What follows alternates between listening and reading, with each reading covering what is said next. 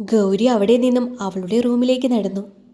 എല്ലാം ശരിയായി എന്ന് വിചാരിച്ചപ്പോഴാണ് ഇവൾ അടുത്ത പ്രശ്നം തുടങ്ങുന്നത്. ഇനി അനന്യയെ കണ്ടുപിടിച്ചിട്ട് തന്നെ കാര്യം. ദേവൻ മനസ്സിൽ പിറുപിറുത്തു. ഇതേ സമയം ഗൗരി അവളുടെ ഫോൺ എടുത്ത് അനന്യയ്ക്ക് വിളിച്ചു. കോള് പോകുന്നുണ്ട്, പക്ഷേ അറ്റൻഡ് ചെയ്യുന്നില്ല. അല്പനേരം ട്രൈ ചെയ്ത ഗൗരിക്ക് സന്തോഷത്തിന് വകയെന്ന പോലെ അനന്യ ഫോൺ അറ്റൻഡ് ചെയ്തു. ഹലോ.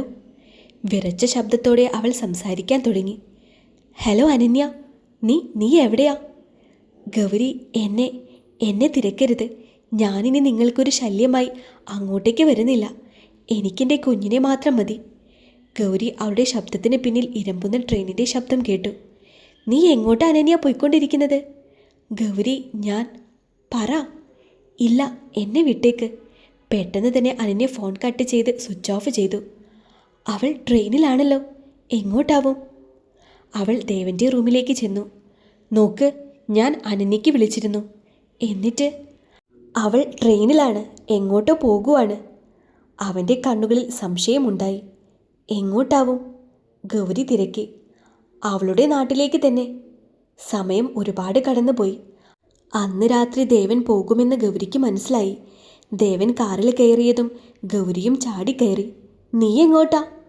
നിങ്ങളെങ്ങോട്ടാ? അങ്ങോട്ട് തന്നെ. ദേവൻ വണ്ടിയെടുത്തു. ഗൗരി, നിങ്ങൾ വിചാരിക്കുന്നത് പോലെയല്ല കാര്യങ്ങൾ. എനിക്ക് അവളുമായി ഒരു ബന്ധവും ഉണ്ടായിട്ടില്ല. മദ്യപിച്ച് കിടന്ന നിങ്ങൾക്ക് ഞാൻ വന്നത് ഓർമ്മയുണ്ടോ? ഇല്ല.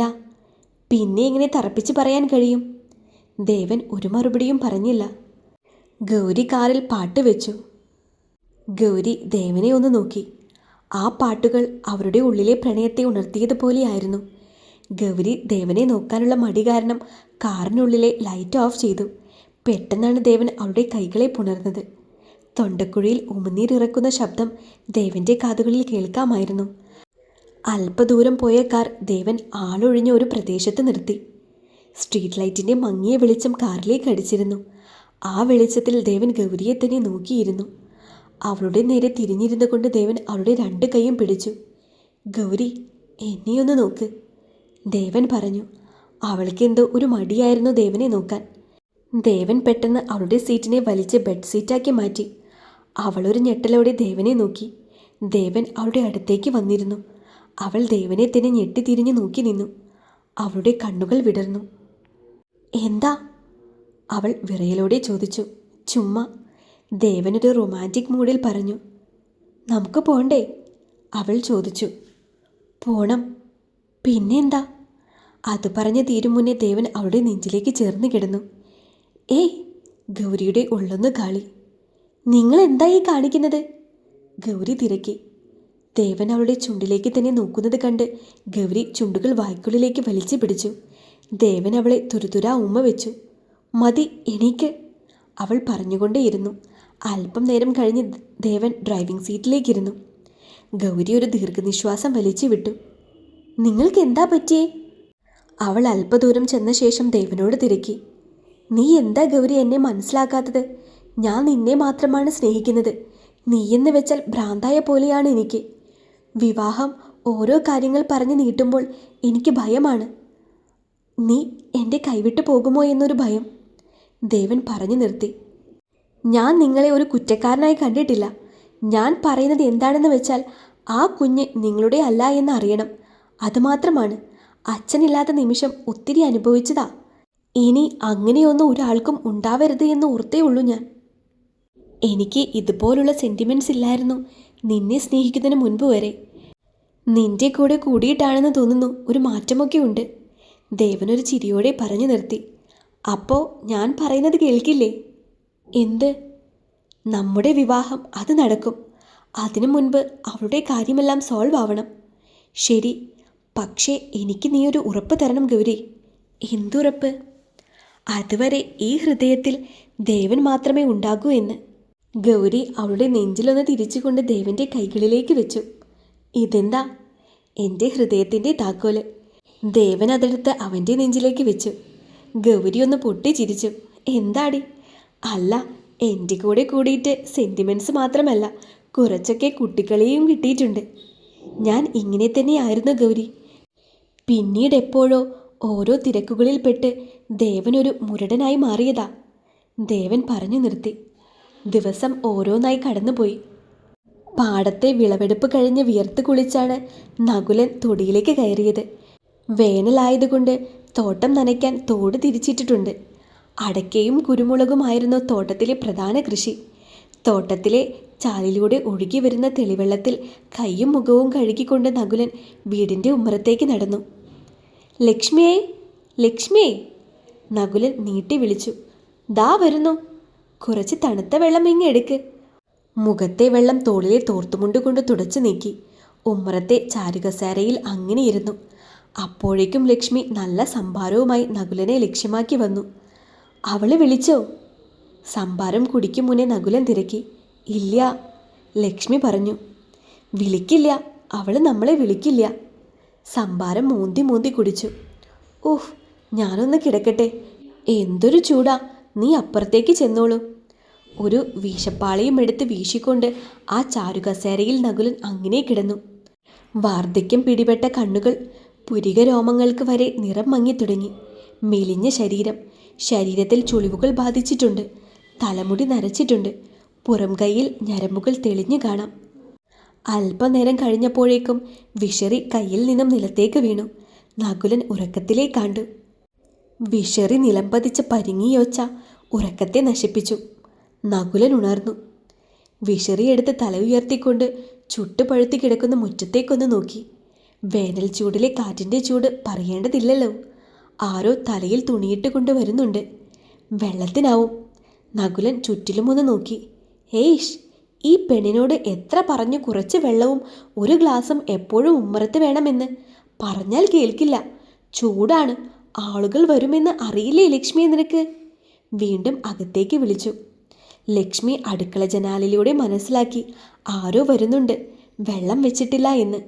ഓടി വെള്ളവും ഗ്ലാസും എടുത്ത് ഉമ്മറത്തേക്ക് വന്നു. മറന്നു പോയതാ, ലക്ഷ്മി നകുലനെ നോക്കി പറഞ്ഞു. മറക്കും. ആ വ്യക്തി പതിയെ ഉമ്മറത്തേക്ക് കയറി. മുഖം ഷോള് കൊണ്ട് മൂടിയത് കാരണം ആരാണെന്ന് മനസ്സിലായില്ല. ആരാ?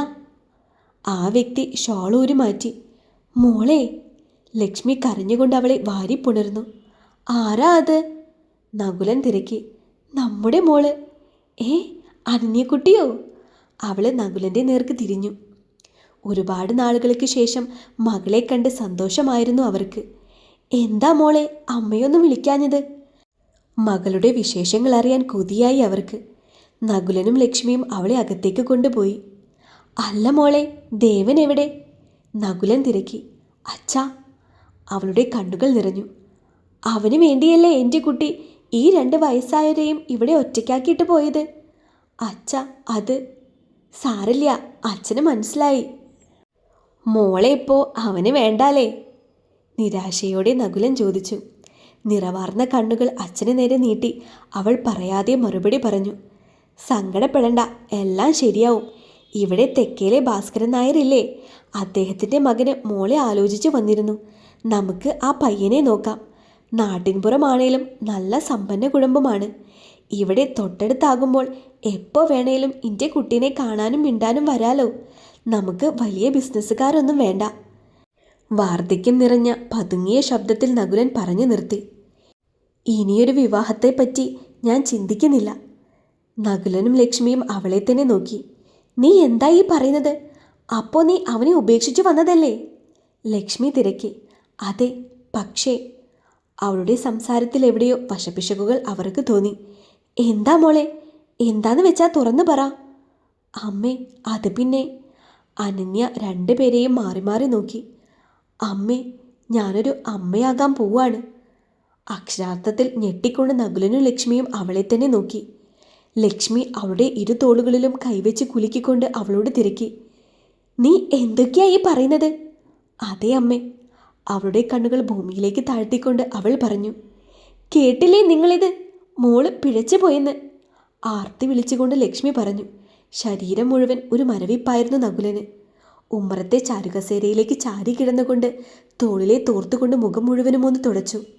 ചാരുകസേരയുടെ പിടിയിൽ തോർത്ത് വെച്ചുകൊണ്ട് വലം കൈ ഇടനെഞ്ചിലേക്കൊന്ന് തടവി. ഇത് കണ്ട ലക്ഷ്മിക്ക് ശരീരം വിറയ്ക്കാൻ തുടങ്ങി. അയ്യോ, നിങ്ങളിത് എന്തിരുത്തമാണ്?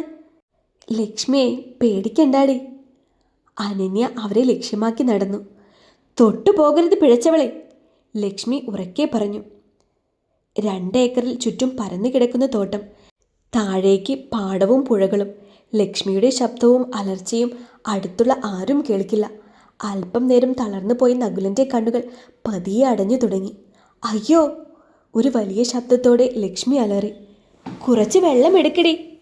അനന്യയെ നോക്കിക്കൊണ്ട് കരച്ചിലും ദേഷ്യവും കലർന്ന സ്വരത്തിൽ ലക്ഷ്മി പറഞ്ഞു. വെള്ളം തെളിച്ചിട്ടും ബോധം വരുന്നില്ലെന്ന് കണ്ട ലക്ഷ്മി ഭയന്നുകൊണ്ട് റോഡിനെ ലക്ഷ്യമാക്കി ഓടി. തനിക്ക് മുന്നിൽ ആദ്യം കണ്ട വണ്ടിയെ തടഞ്ഞു നിർത്തിക്കൊണ്ട് സഹായം ചോദിച്ചു. ആ കാറ് നേരെ അനന്യയുടെ വീടിനെ ലക്ഷ്യമാക്കി വന്നു. ഉമ്മറത്ത് അച്ഛനെയും നോക്കി നിറകണ്ണുകളോടെ നിൽക്കുന്ന അനന്യ ആ വാഹനം കണ്ട് അമ്പരന്നു. ദേവൻ്റെ വണ്ടിയല്ലേ ഇത്? വീട് തിരഞ്ഞും അടുത്ത ദേവനും ഗൗരിയും തിരിച്ചു വരുമ്പോഴാണ് സഹായ അഭ്യർത്ഥനയുമായി ഒരു സ്ത്രീയെ കണ്ടത്.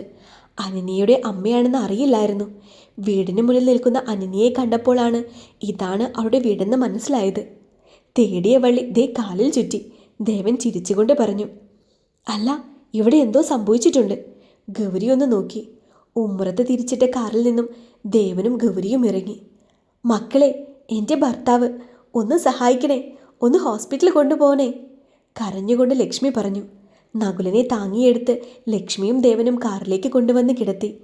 കാറ് തിരിക്കുമ്പോൾ കയറാനായി അനന്യ ഒരുങ്ങുമ്പോഴായിരുന്നു അമ്മ എതിർത്തത്. ഇത്രയും ചെയ്തു തന്നതിന് നന്ദിയുണ്ട്. അവളെ തള്ളി മാറ്റി അമ്മ വാതിലടച്ചു. 4 പേരും അവിടെ നിന്നും ഹോസ്പിറ്റലിലേക്ക് യാത്ര തിരിച്ചു. അല്പനേരത്തിനുള്ളിൽ അവർ ഹോസ്പിറ്റലിലെത്തി. ഒരുപാട് ചെക്കപ്പും മെഡിസിനും വാങ്ങിയ ലക്ഷ്മിയുടെ കയ്യിൽ അവസാനം 10 വിരലുകൾ മാത്രം ബാക്കിയായി. പണം തീർന്നു. ഇന്ന് തന്നെ പോകാം, ഡിസ്ചാർജ് ബില്ല് അടച്ചിട്ട് വന്നോളൂ. നേഴ്സ് ബില്ല് ലക്ഷ്മിയെ ഏൽപ്പിച്ചു. കയ്യിൽ ബില്ലും പിടിച്ചുകൊണ്ട് റൂമിന് ഫ്രണ്ടിലെ കസാരയിൽ തലകുനിച്ചിരിക്കുന്ന ലക്ഷ്മിയെ കണ്ട് ഗൗരി അടുത്തേക്ക് വന്നു. എന്തു പറ്റി അമ്മേ? മോളെ, എൻ്റെ കയ്യിൽ ഇനിയൊന്നുമില്ല. ആ ബില്ലിങ് തരൂ അമ്മേ, ഞങ്ങൾ അടച്ചോളാം. ഗൗരി ബില്ല് വാങ്ങി ദേവന് നേരെ നീട്ടി. എന്നാൽ അമ്മയ്ക്ക് അറിയില്ലായിരുന്നു ആ വ്യക്തി ആരാണെന്ന്, തൻ്റെ മകൾ പ്രണയിച്ച ദേവനാണ് എന്നും. ബില്ലടച്ച അന്ന് രാത്രി തന്നെ അവർ അവിടെ നിന്നും തിരിച്ചു.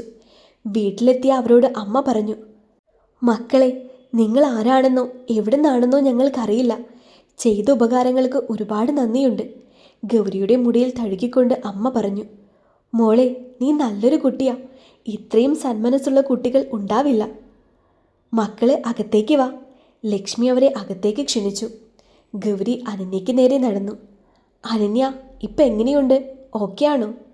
അനന്യയെ മുൻപരിചയമുള്ളതുപോലെ പെരുമാറുന്ന ഗൗരിയെ ആശ്ചര്യത്തോടെ നോക്കുവാണ് അവളുടെ അമ്മ. മോളെ, നിങ്ങൾ ഇവളെ അറിയോ? ഒരു ചെറുപുഞ്ചിരിയോടെ അമ്മ തിരക്കി. പിന്നെ അറിയാതെ, ഇവളെ തിരഞ്ഞിറങ്ങിയതാ ഇങ്ങോട്ട്. കണ്ടുപിടിക്കാൻ ഒത്തിരി പണിപ്പെട്ടു. തിരികെ വരുമ്പോഴാ അമ്മ വന്ന് വിളിച്ചതും ഒരു നിമിത്തം പോലെ ഇവളെ കണ്ടതും. അമ്മയുടെ പുഞ്ചിരി വാടി ഒരു ദുഃഖം മുഖത്ത് പ്രകടമായി. എന്തു പറ്റി അമ്മേ? അപ്പോൾ ഇവളുടെ കാര്യങ്ങൾ അറിഞ്ഞിട്ടുണ്ടാകുമല്ലേ? അറിഞ്ഞു. ആരാണെന്ന് ഇവൾ പറയുന്നില്ലല്ലോ മോളെ. ആ പണക്കാരൻ്റെ പിന്നാലെ പോകുമ്പോഴേ പറഞ്ഞതാ അങ്ങനെയുള്ള ബന്ധം വേണ്ടാന്ന്. നാട്ടിൻ പുറത്തുകാർക്ക് അതിനുള്ള യോഗ്യതയില്ലെന്ന്. അപ്പോൾ അവൾക്ക് അതേ പറ്റൂ. ഇപ്പോൾ ദേ ആരുടെയോ കൊച്ചിനെയും വയറ്റിലിട്ടുകൊണ്ട് വന്നിരിക്കുന്നു. ചോദിച്ചിട്ടാണേൽ ആരുടെയാണെന്ന് പറയുന്നുമില്ല. ആ സംസാരത്തിൽ മനസ്സിലായി ദേവനെ അമ്മയ്ക്ക് മനസ്സിലായിട്ടില്ല എന്നും അനന്യ കുഞ്ഞിൻ്റെ അച്ഛൻ്റെ കാര്യങ്ങൾ വിശദമാക്കിയിട്ടില്ല എന്നും.